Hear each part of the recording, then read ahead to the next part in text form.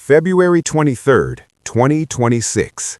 Two American nuclear supercarriers, the USS Abraham Lincoln and the USS Gerald R. sitting in the water like the world's most expensive threat. Over 150 F-35 and F-22 fighter jets circling the skies, like vultures waiting on a carcass. The entire Western military-industrial complex was flexed, loaded, and pointed, screaming to every nation on Earth, pick a side and you better pick ours. But on that exact same day, a plane touched down in Tehran. Off that plane stepped the defense minister of Burkina Faso, a landlocked, heavily sanctioned nation that Washington has been trying to strangle for years. He walked across that tarmac, shook the hand of the Iranian president, and smiled. That walk, that handshake, that smile, that was not diplomacy. That was a powerful message written in the only language empires actually understand. And the message said, you do not get to tell Africa who she can love. Welcome back to New Africa Farming. Usually we talk about agriculture, but today we are stepping onto the geopolitical battlefield, because a nation that cannot defend its borders cannot defend its farms. Before we dissect this historic chess move, if you truly believe in a sovereign Africa that refuses to bow down to any empire, hit that subscribe button right now. Your support is our absolute strongest weapon to spread the unfiltered truth. Now, let's get into it. Point number 1, the Tehran Blueprint. I need you to stop looking at this Burkina Faso-Iran meeting through the toxic lens of Western media. They want you to clutch your pearls and cry, "Oh no, Traoré is getting in bed with terrorists." Reject that framing completely. Captain Ibrahim Traoré is not choosing Iran because of religion or ideology. He is choosing Iran because Iran is the only nation on earth that holds a completed, field-tested blueprint for how to build a sovereign military-industrial complex under maximum Western pressure. Think about it. Which nation has had its banks cut off, its oil blockaded, its scientists assassinated for 40 years, and still managed to build its own fighter jets and a world-class drone program? Iran. And that blueprint is exactly what the Alliance of Sahel States needs.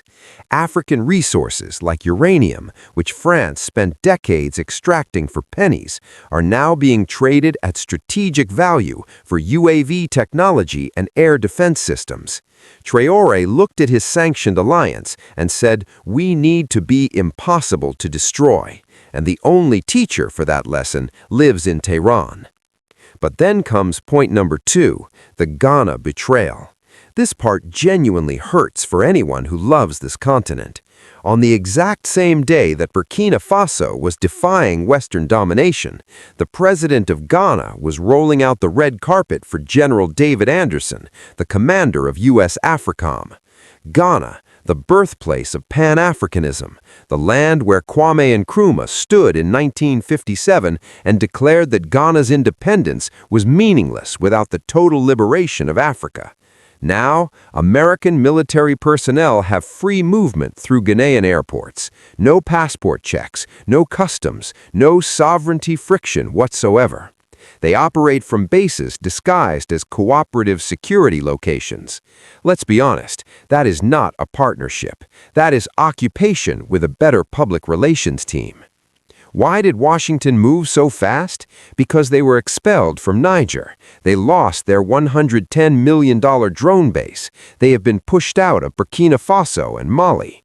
When an empire gets kicked out of the backyard, they spring to the front yard to build a containment fence. Ghana is that fence. Ghana is not a partner. Ghana is a pawn. Which brings us to point number 3, the Iron Curtain. What is happening right now in West Africa is a civilizational fork in the road. A new Iron Curtain is being drawn across this continent, not between East and West like the Cold War, but between submission and sovereignty. On one side, you have the coastal states, nations that have made a calculated bet that opening their doors to Western military and the IMF is the path to stability. But hear the 500-year verdict. In 5 centuries, not one African nation that fully submitted to Western control has ever achieved genuine, self-directed development. Not one.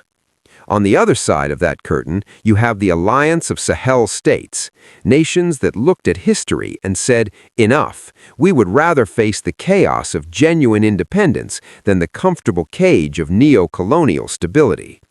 Traoré is building a truly multipolar Africa, Russia for military hardware, China for infrastructure, Turkey for drones, and Iran for the ultimate knowledge of how to build your own capability.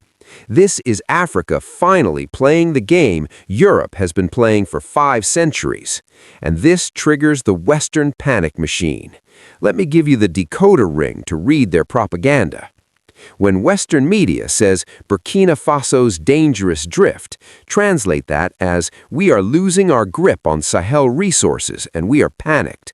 When the State Department expresses concerns for regional stability, translate that as our containment perimeter in Ghana is not moving fast enough. When French media cries about human rights, translate that as we miss our uranium, we miss our gold, we miss taking it for free. We see you. You cannot gaslight people who know their own history. The West is not afraid of Traoré because he is dangerous. They are afraid of him because he is effective. And effectiveness in a liberated Africa is the most terrifying thing an African leader can be. Ibrahim Traoré is a 36-year-old man leading one of the most pressured nations on earth. He has no coastline, brutal sanctions, and active insurgencies. He has the entire Western financial system working to make his economy collapse. And yet, while 2 American supercarriers floated as the world's most expensive intimidation tactic, he sent his minister to Tehran anyway. That courage comes from genuinely believing that your people's dignity is worth more than your personal safety. That is the spirit of Thomas Sankara. That is the spirit of Patrice Lumumba. So here is my question to you. As this new Iron Curtain is being drawn across Africa, which side of that curtain do you want your nation on? The side that has American generals on speed dial and IMF loan officers in the capital? Or the side that is building its own weapons, paving its own roads, reclaiming its own gold, and looking the most powerful empire in human history dead in the eye and saying, not today? History is writing its verdict right now. Let us know your thoughts in the comments below. If you believe in an Africa that feeds itself, defends itself, and governs itself, hit that like button, share this video on every platform, and subscribe to New Africa Farming. Join our community to witness the unstoppable rise of a sovereign African continent. The Lion of the Sahel is still standing. God bless Africa, and we'll see you next time.